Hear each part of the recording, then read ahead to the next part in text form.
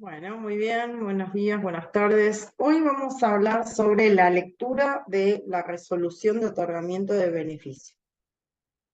Cuando estamos hablando respecto de la lectura de cómo leer una resolución de otorgamiento del beneficio jubilatorio, ahí yo se los voy a poner en pantalla completa y lo vamos a ir hablando. Cuando hablamos sobre esto, lo que tenemos que tener en cuenta, tanto si fuese una jubilación de ANSES como una jubilación de IPS, es no solamente leer la parte resolutiva, sino también tener en cuenta todo lo que tiene que ver con los considerandos de esa resolución. Acá yo puse dos resoluciones distintas y vamos a ir hablando también de algunas cuestiones que tienen que ver con la resolución de ANSES. En primer lugar, las resoluciones, acá yo les compartí dos resoluciones de las tradicionales, de las de antes, o de aquellas que se van a ingresar en un formato papel. Hoy tenemos dos tipos de otorgamiento de beneficio, dos tipos de resoluciones para el otorgamiento del beneficio. La primera de ellas tiene que ver con este tipo, esta resolución, como ven acá, con un formato tradicional, en papel. Y la segunda tiene que ver con las resoluciones que salen de las jubilaciones digitales, de todo el otorgamiento de la certificación digital, que ya sea que se ingresó a través de la Dirección de Escuelas o de la proforma de IPS de los colegios privados. En cualquiera de los casos, ambas resoluciones van a tener un mismo esquema, ¿sí? Porque es el esquema que está en la ley. Es decir, determinar cuáles son las razones para la cual llegan a la conclusión de la resolución que nos emiten. En este caso, tenemos uno que dice reconocer a tal persona con tal documento el beneficio de pensión a partir de tal fecha. En este caso es desde el 12 de septiembre del 2018. Se declara legítimo a favor de esta persona, del esposo, ¿sí? Que había fallecido por la muerte de su esposa, pero al mismo tiempo, en particular, en el caso que estamos hablando, tenemos que hacer hincapié en que en este caso, como la persona no llegó a cobrarlo, ¿sí? No llegó a cobrar el beneficio, entonces el beneficio quedó a nombre de los hijos. Entonces se hizo en ese beneficio que le hubiera correspondido cobrar al padre, se le declara a favor de los herederos. En este caso, estos herederos no van a cobrar esa parte en la actualidad, sino que van a necesitar tener la declaratoria para poder hacerse efectivo de ese dinero, ¿sí? Y por otro lado, sí se le acuerda el beneficio de pensión a los dos hermanos para que puedan cobrar. Y también acá sucede lo mismo, se liquida en forma separada porque uno de ellos ya había cumplido la mayoría de edad, entonces tenía derecho a cobrar un porcentaje hasta una determinada fecha, pero el otro hermano, que sí era menor, iba a poder seguir percibiendo el beneficio siempre y cuando presentara los certificados de alumno regular. Entonces, en una parte se quedó como legítimo abono, digamos, o como un pago que únicamente lo van a poder cobrar a través de tener la declaratoria de herederos y de esa manera cobrarlo, y del otro pago, un proporcional se le pagó de retroactivo hasta el momento en que cumplió los 18 años, y el otro proporcional le quedó únicamente al otro hermano que estaba estudiando y que tenía entre 18 y 25, que en IPS permite seguir cobrando la pensión.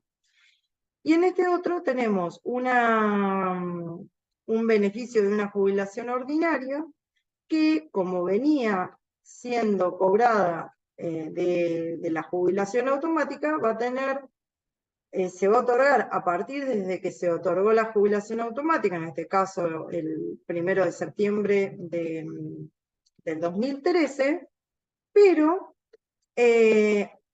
no quiere decir de que esto le va a generar un retroactivo por alguna diferencia. ¿A dónde vamos a ver si hay un retroactivo o no? Acá dice que va a cobrar el 75% de este cargo. Entonces, bueno, maestra de grado. Miro, ¿cuánto venía cobrando por hub? Bueno, por hub venía cobrando el 70%, bueno, entonces me va a generar un retroactivo. Ahora, si por hub no cobra, cobra lo mismo, venía cobrando el 75%, igual como sale acá en la resolución, entonces no va a tener una diferencia. Muchas veces miran la resolución y dice, no, pero me corresponde que me paguen desde el 1 de septiembre del 2015 porque ahí dice la resolución. Claro, la resolución va a salir con la fecha en la que se le dio el alta a pago. Pero la diferencia, si realmente venía cobrando el 75 y ahora le resuelven el 75, no va a tener una diferencia en el pago. ¿Por qué se remite igualmente a adecuaciones? Bueno, en algunos casos se remite a adecuaciones porque puede ser que necesiten codificar algún cargo o que necesiten verificar que efectivamente esté cobrando bien, pero no siempre el dejar a definitiva implica de que tengan una diferencia. Esa diferencia ustedes la van a poder calcular, miran un recibo de jubilado y ven cuánto es lo que estaba cobrando. Si estaba cobrando lo mismo que se le determina en la jubilación, entonces no va a tener una diferencia, a no ser que por algún retroactivo, por alguna situación en particular, se le pague algún tipo de diferencia en el caso concreto, pero si no, en principio no lo va a tener. ¿Qué pasa con las resoluciones nuevas? Las resoluciones nuevas salen por el sistema de SAP, ¿sí? Por ustedes con mi IPS, igualmente voy a armar una guía específica, pero van a ir a mi IPS. En mi IPS van a ver que ahí está la certificación de servicio, van a ver que está efectivamente la resolución, se van a tener que notificar en conformidad o en disconformidad, con percepción de haberes o sin percepción de haberes, y en todo caso armarán una revocatoria si está mal, pero lo van a ver directamente por sistema.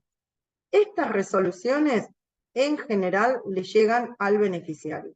No le llegan al abogado, por más que tenga el número, la dirección, el domicilio legal establecido, por más que hayan pagado el bono, el IUS, el poder y demás, en general le llegan al beneficiario. Entonces, ¿qué les aconsejo? Uno, que estén todo el tiempo actualizando las planillas, al menos una vez a la semana, actualizar el seguimiento de los trámites que tenemos, y cuando ven que está en Secretaría de Actas, le avisan al jubilado, ¿sí? O al futuro jubilado, que le puede estar llegando una resolución, una notificación a su domicilio. Esta resolución que le llega al domicilio, que se las comunique, porque ustedes van a tener un plazo para poder manifestarse en disconformidad para presentar esa revocatoria. El plazo es lo que dice la ley de procedimiento, ¿sí? Pero especialmente, en particular también está escrito en el artículo 74 de la 9650 que se le da un plazo de 20 días para recurrir o para agraviarse de esa resolución que le acaban de notificar. Siempre los días son hábiles y muchas veces en distintos lugares me preguntan, ¿y qué pasa si se me pasaron los 20 días porque me fui de vacaciones, estuve y no la vi? Bueno, no pasa nada. igualmente van a poder presentar la revocatoria. Lo que pasa que interpuesto le va a decir, la va a tomar de modo informal y puede que si haya alguna diferencia o algún tipo de retroactivo que le hubiese correspondido, pudiesen perderse porque no están dentro de ese plazo de los 20 días, pero el tratamiento se va a tomar igual. De hecho, en general se toma igual y no hay mayormente problema, pero es conveniente siempre estar atento de lo que se establece en la certificación, de los plazos, de cuando hay una notificación. Esto, digamos, en líneas generales, es muy importante para que ustedes, en el momento de que pase a Secretaría de Actas, efectivamente ya le avisen al cliente y que ese cliente esté lo más atento posible. Porque el expediente va a pasar a dos lugares. Uno, adecuaciones, para que le adecúen el haber, que no siempre quiere decir que le vayan a dar un gran retroactivo. A veces ese retroactivo tiene que ver con alguna pequeña diferencia que pudiera haber en algún tipo de pago que se le venía haciendo, o simplemente la adecuación desde el punto de vista de que quede codificado y ya lo pasan al archivo. Así que, dicho esto, estar atento a las notificaciones, tanto en formato digital, que serían desde mi IPS, como en formato físico o el tradicional que le va a llegar a su domicilio. Muy bien, con esto ahí terminamos todo lo que tiene que ver con la parte del IPS, y respecto del ANSES, la situación es bastante similar. En ANSES, ustedes van a hacer el seguimiento del expediente por ANSES hasta ver que esté otorgado favorablemente ese beneficio. Y una vez que está otorgado, pueden acercarse hasta el ANSES para que le dé el RUC, para que le dé la resolución del otorgamiento del beneficio, o lo pueden bajar muchas veces desde el mismo ANSES y ahí lo tienen. ¿Qué hago con esto? ¿Qué pasa una vez que obtengo el beneficio, la jubilación por ANSES? Si estamos hablando de una jubilación docente, voy a tener que traer esa resolución y con esa resolución voy a iniciar un trámite que antes se llamaba deberá y actualmente se llama segunda parte del pedido de CCT. Pero para el caso lo que hacemos es lo mismo. Le comunicamos a nuestro empleador, la dirección de escuelas, o en el caso de que sea privado, le mandamos un telegrama de renuncia, donde con la fecha que ya tenemos del otorgamiento del beneficio de ANSES, vamos a poner esa misma fecha para que no nos genere una incompatibilidad en ANSES, porque en ANSES, una vez que estamos jubilados como docente, no podemos seguir trabajando como docente, ni tampoco podemos tener otro empleo público. Por lo tanto, como no es posible tener una jubilación y un empleo público, y tampoco podemos tener una jubilación docente y continuar como docente, tenemos la obligación de cesar. Y a partir de ese momento, la dirección de escuelas va a hacer esta segunda parte, o en el caso de los colegios privados, le van a hacer también una segunda parte que va a ir desde cuando hicieron el cierre de cómputos hasta el cese definitivo. ¿Qué va a pasar después? Vamos a tener que pedir un desglose en el expediente de ANSES, retirar el expediente del IPS que llevamos para el beneficio y hacer un nuevo reconocimiento de servicio en IPS para que una vez que tengamos completo ese reconocimiento, completo, es decir, todo el periodo de tiempo con todos los sueldos hasta el momento del cese definitivo, lo volvemos a ingresar en ANSES con un turno de reajuste de docentes, investigadores, y ahí el ANSES sí va a hacer esa liquidación final, y con esa liquidación final que hace ANSES, sí va a empezar a tener los aumentos a través de los aumentos estos que se dan 2 veces por año, que aplicando el índice de movilidad para docentes, que es distinto al índice de movilidad general, pero que en definitiva se aplica 2 veces por año. Si ustedes no llevan esa actualización desde el cierre de cómputos al cese definitivo, van a cobrar igual. pero le va a quedar desactualizado el haber, ese haber inicial a ese docente. Entonces, el trámite se termina cuando se hace todo esto que le estoy diciendo, este circuito de volver a ingresar y de volver a pedirlo. ¿Cuánto tiempo lleva eso?